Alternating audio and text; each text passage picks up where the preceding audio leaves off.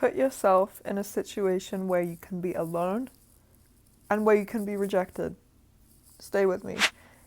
I know the concept of both of those things sound ridiculous, right?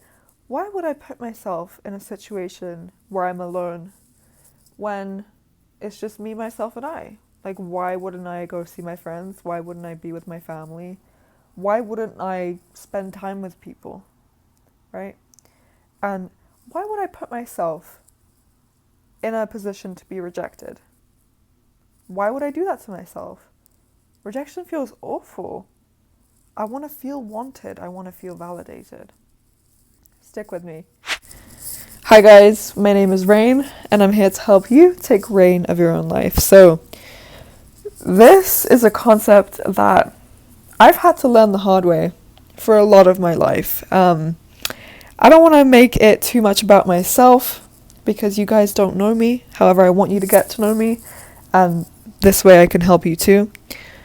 But I grew up a fairly lonely kid, and you'd think with the time spent in this energy that this would be something I'd be able to naturally harness.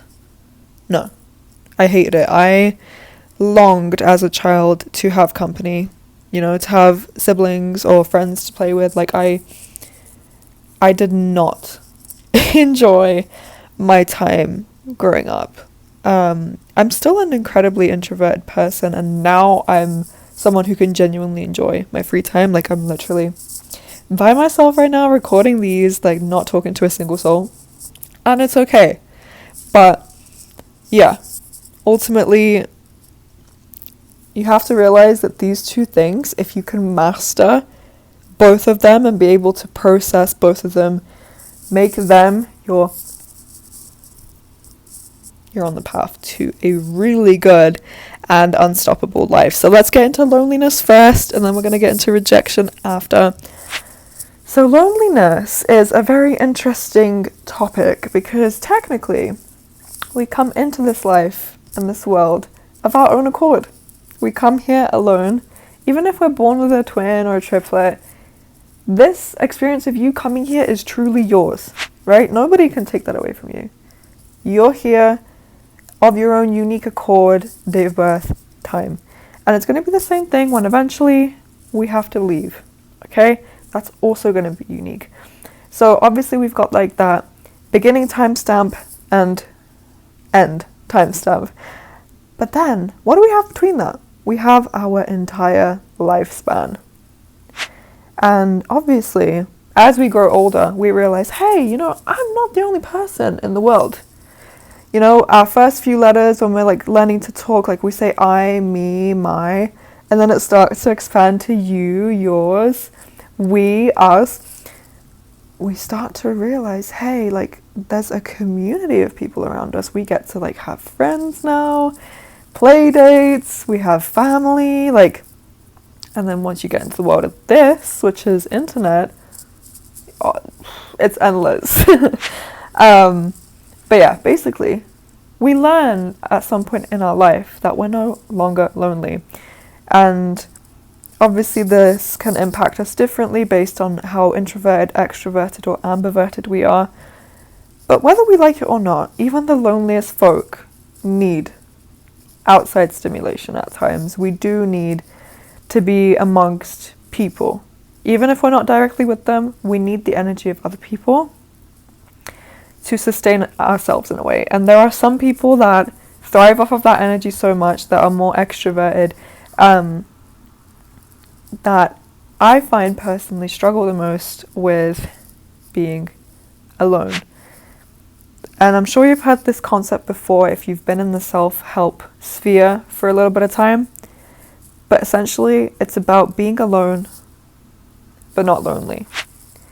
You have to realize that being alone will not only help you discover yourself, your thoughts, your wants, your needs, and help you pay attention to yourself, it'll make you that much more earnest and present with the world around you. Not only are you going to show up as a better person for yourself, other people are going to be so happy that you've taken time for yourself to recharge, to invest. Because technically, all the time that we spend into ourselves is an investment.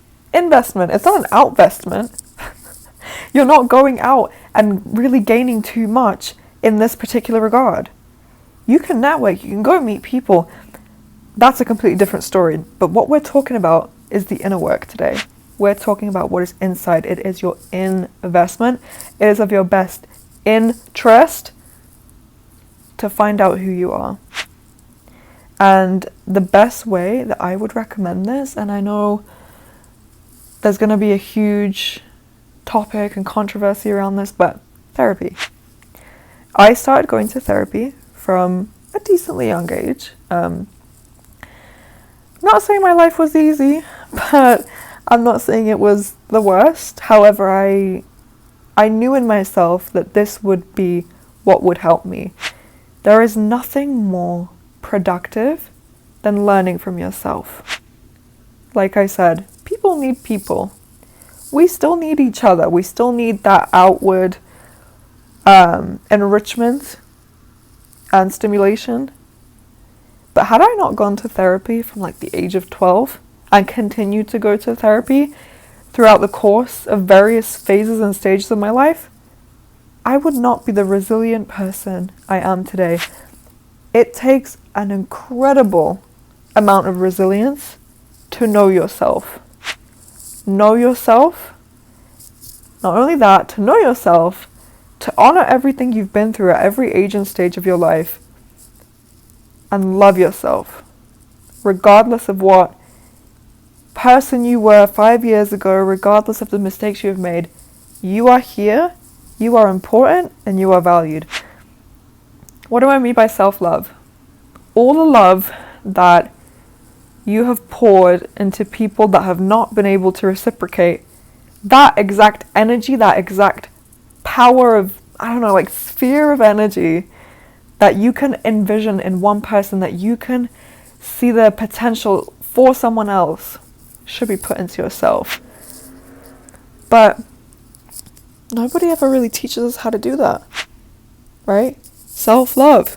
If you guys want a video on how to love yourself and truly, truly do it, because everyone's like self-love, self-care, and they never elaborate, let me know. I'd love to make a video on that topic alone. Self-love and self-care.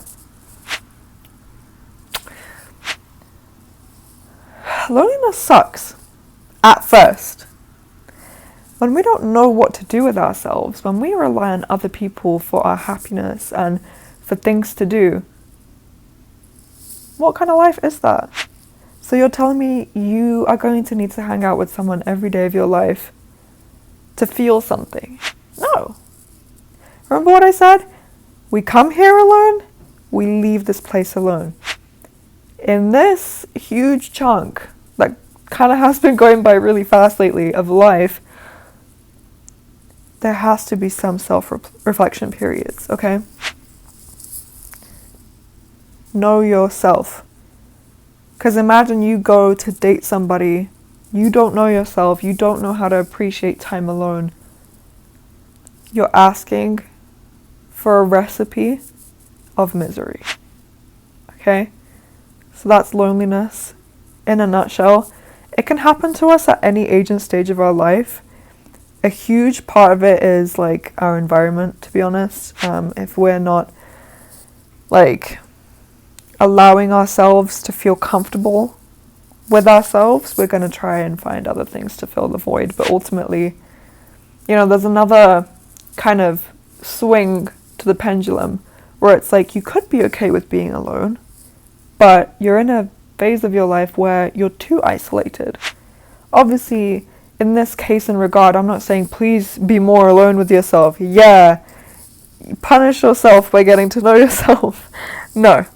If you feel like, hey, I'm normally someone that enjoys my company and space, but I have not seen anyone in ages, please plan something with a friend.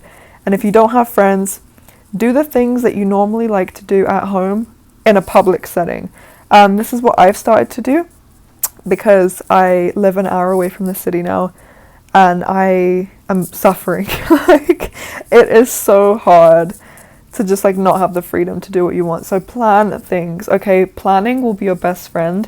I think a lot of us cannot grow without having that itinerary of where we want our life to go. So plan something with a friend.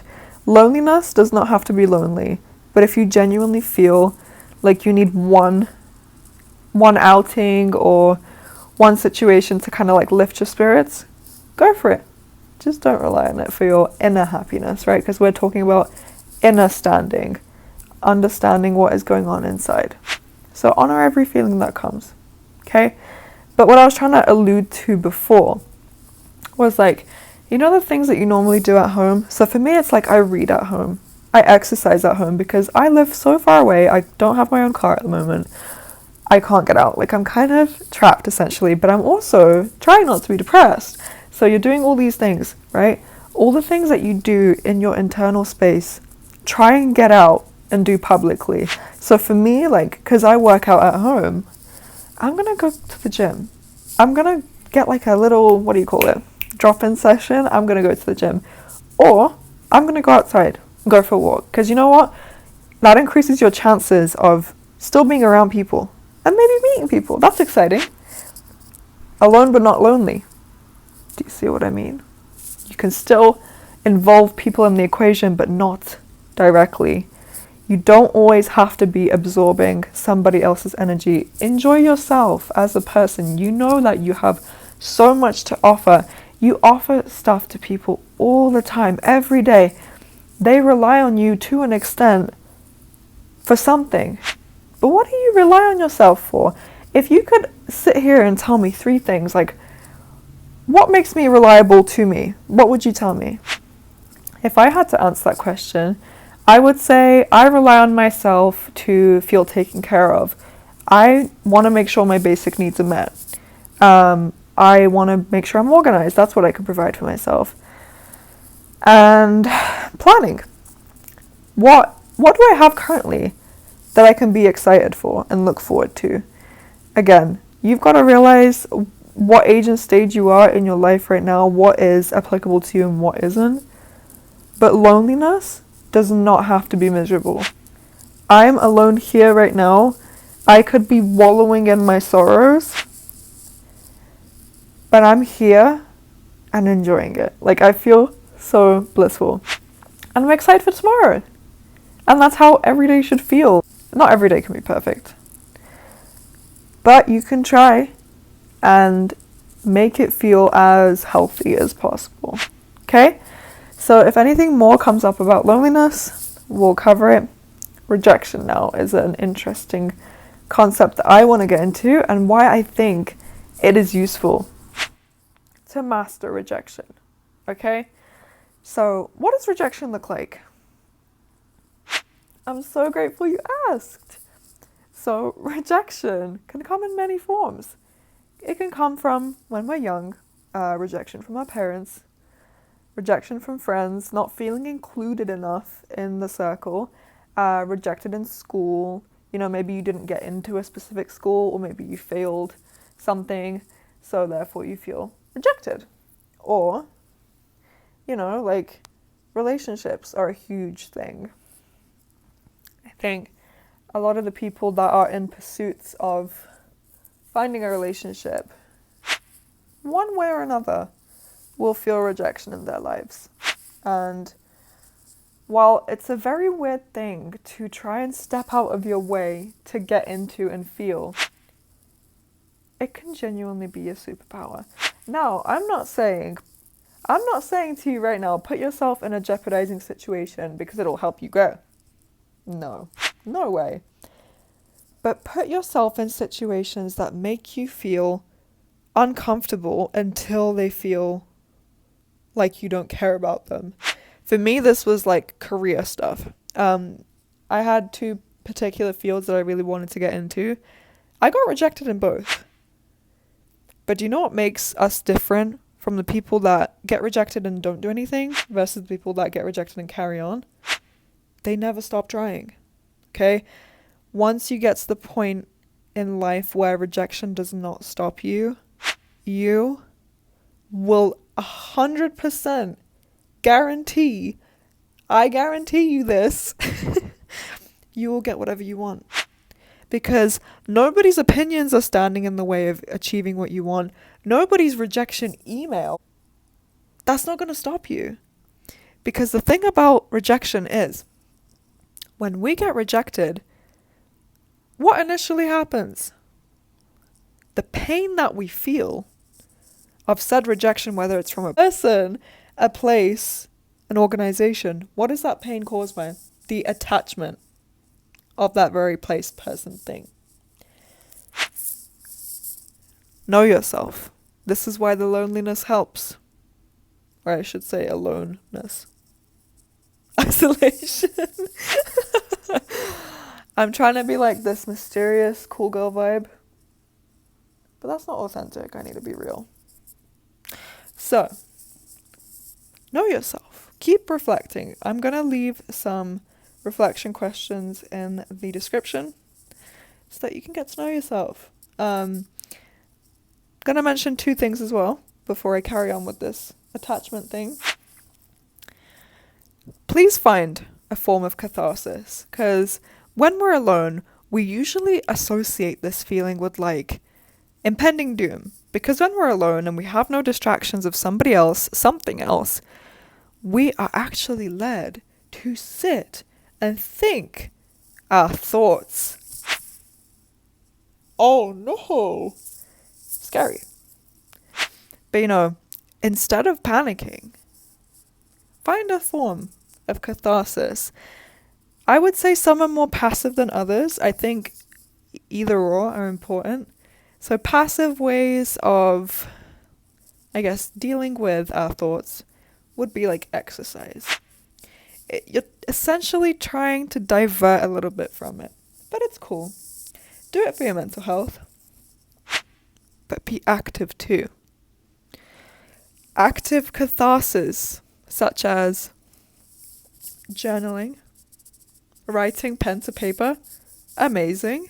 And if that's not your jam, do you know what I could recommend for you? And I've been doing for 4 years now. Voice memos, right? Whether you have an Apple phone or a Samsung, I'm pretty sure every phone comes with this option to be able to record your voice. Once you've had your day and you're ready to unwind, hit record. Talk. This has saved my life. And it has not only done that, but it's strengthened my relationship with the universe and God. So if you want to bring spirituality into this, highly recommend that too. But now going back to attachment. So like I was mentioning, that attachment feeling is so strong because it's like having something taken away from us. But ultimately, once you make rejection not that big of a deal, which I know is a hard concept because we care about things. We care about people. We care about the job we want to get in the future. That's why it hurts. Like, what do you mean somebody else has been chosen over me? The universe is doing us favors. If it didn't happen, it wasn't meant for you at that time. And it's not the end of the world. Do you know how many times, like, the biggest celebrities and actors and models have gotten rejected before they finally even get recognized? It's bizarre. It's bizarre. And we all like to discard that from everyone. We don't care about the work and the ethic it took them to get there. We only care about that one moment that changed, that gave them their big break. But don't worry about your big break. Imagine it's going to happen at some point in any time in your life. What you need is to not attach yourself to a person, place, or thing. Attach yourself to a calling. Attach yourself to a purpose. Once you know your purpose, it makes these relationships that come and go, it makes these job offers that seem to keep rejecting you that much less significant. And you know what that opens up more space and time for? To keep moving forward and heading towards your goals and aspirations in life, because there is nothing that can stop you now. One person saying no, 10 people saying no, 100 people saying no, it's not going to matter. Because what is in your head is that you are not going to stop trying until you achieve what you want. Okay? Remember, take reign of your own life. You have full reins of where your energy goes. There are so many things in life that we cannot control, but you can control what your next steps are.